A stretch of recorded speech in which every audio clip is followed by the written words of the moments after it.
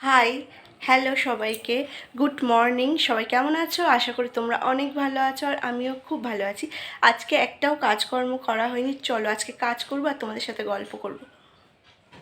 আজকে এডিটটা একদম বাইরে এসে করছি, কেননা ঘরের ভিতর প্রচণ্ড গরম আর কারেন্ট বারবার যাচ্ছে আসছে, যার জন্য এডিট করতে বাইরে এসেছি। আর বাইরে এত স্নিগ্ধ পরিবেশ, এত হাওয়া, জল করে রয়েছে এখানে একটা, তো সেখানে এত হাওয়া যে আমার তো ঘুম পেয়ে যাচ্ছে।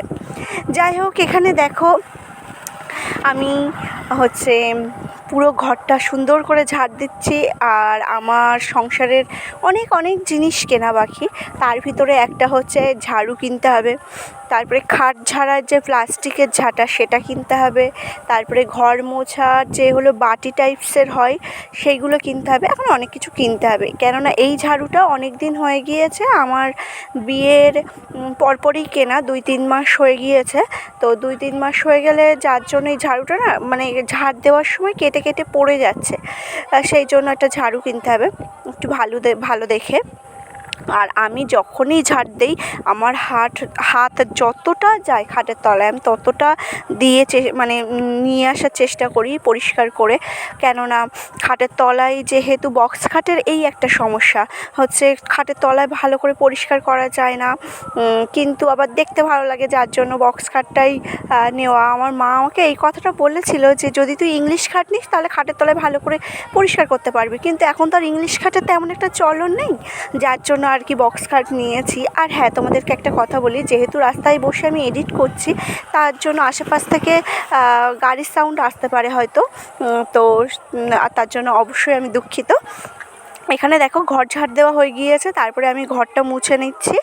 আর ঘর মুছে নেওয়ার সাথে সাথে বিছানাটাও গোছাবো ভাবছি, কিন্তু তোমাদের দাদাভাই বললো যে বিছানাটা আমি গুছিয়ে দেবো, তুমি ঘর মুছে বেরিয়ে আসো, আমি বিছানা গুছিয়ে দেবো, তুমি আর বাকি যে কাজ আছে সেগুলো করো।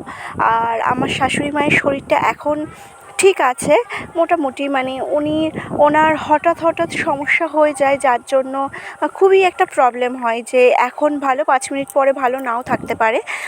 ওর যেহেতু স্ট্রোক হয়ে গিয়েছে, 2টো চোখ কাটানো, তারপরে আবার তোমার দাঁত তোলা হয়েছে, 2টো তোলা হয়েছে, এখনও 2টো তুলতে হবে, 3টে ঠিকঠাক করতে হবে, যার জন্য আর কি না ওনার হুটহাট প্রবলেম হয়। আর সব কিছু চেক আপ করিয়েছিলাম, আগের ভিডিওতে হয়তো বলেছি, তারপরে আরেকবার বলি, আমার শাশুড়ি মায়ের আরএ ফ্যাক্টর অনেকটা বেশি হয়ে গিয়েছে, আর কি বলে হিমোগ্লোবিনটা কম আছে, যার জন্য আর কি প্রবলেমটা হয়। আর এখানে দেখো আমার ঘর মোছা হয়ে গিয়েছে, ঘর মোছার পরে এই যে বাইরে একটা দড়ি টানিয়ে দিয়েছে বাবা, যেহেতু আমার বিয়ের এখনও তো 1 বছর হয়নি, আর 1 বছর না হলে, আর আমি রাতের বেলা স্নান করি, এবার রাতের বেলা তো বাইরে আর জামা কাপড় দেওয়া যায় না, বা ছাদের উপরে জামা কাপড় মেলে দিয়ে আসতে পারি না, সবাই বলে যে হাওয়া বাতাস লাগবে, এরকম অনেকটাই মেনে চলতে হয়, শ্বশুর শাশুড়ি যেটা বলে আমি চেষ্টা করি সেগুলো মেনে চলার, যার জন্য বাবা আর কি ঘরের ভিতরেই আপাতত একটা দড়ি মতো টানিয়ে দিয়েছে, যেহেতু প্লেট বসানো হয়নি, প্লেট বসানো হয়ে গেলে তখন তো আর দড়ি টানানো থাকবে না, এখন চলার মতো। আর দেখো জলের বোতলগুলোতে জল ছিল না, তো জলগুলো ভরে নিলাম। আর তোমাদের দাদাভাইকে চুরি করে এই একটু ভিডিও করেছি, ও বিছানা চাদর ঝাড়ছিল, যদি দেখতে পেতো যে আমার হাতে ফোন আছে তাহলে কোথায় চলে যেত তার ঠিক নেই। আর দেখো বিছানাটা কি সুন্দর করে গুছিয়েছে। সব কাজকর্ম সেরে স্নান করে নিলাম, আর এখনও বাটা তুলিনি, মা বাটা তুলবে, তারপরে আমি চা বসাবো সবার জন্য। আজকে বাবাও বাড়িতে আছে, তোমাদের দাদাভাইও বাড়িতে আছে, সবাই বাড়িতে আছে, আজকে 4 জনেই আমরা বাড়িতে আছি, সুতরাং সবাই তো চা খাবে, তা বাটা না তোলা পর্যন্ত তো চা বসাতে পারবো না, বাটা তুলে নিই তারপরে চা বসাবো সবার জন্য।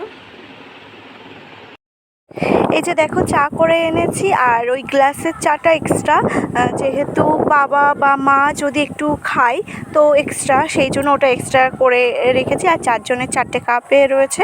আর বাবা কালকে আরেকটা বিস্কুট এনেছিল, আগের দিন বিস্কুটটা লম্বা ছিল আর এই বিস্কুটটা গোল, আগের দিনের বিস্কুটটা মিষ্টিটা কম ছিল, কিন্তু এই বিস্কুটটা একটু মিষ্টিটা বেশি, বাট দুটোরই টেস্ট সত্যিই সুন্দর। আমরা চা খাচ্ছিলাম, কিন্তু মায়ের এখনও থালা বাসন মোছা হয়নি, তাই মা থালা বাসন মুছে নিয়ে রেখে তারপরে চা খাবে। আমি, তোমাদের দাদাভাই, বাবা, আমরা সবাই চা খাচ্ছিলাম। চা খেয়ে বাবা বাজারে চলে গিয়েছিল, বাজার থেকে বাজার করে এনেছে। আর বাজারে যাবে বাবা, আমাদের জন্য খাবার আনবে না, এটা হতেই পারে না।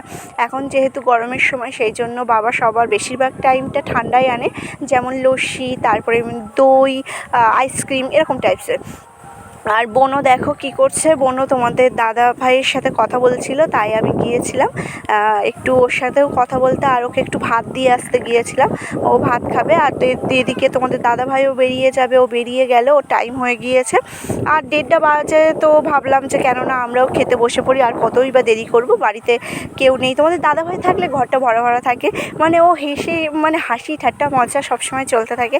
আর ও যখন যেদিন চলে যায়, সেই দিনটা একটু হলেও যেন নিস্তব্ধতা আর কি গ্রাস করে আমাদের, এরকম একটা ব্যাপার।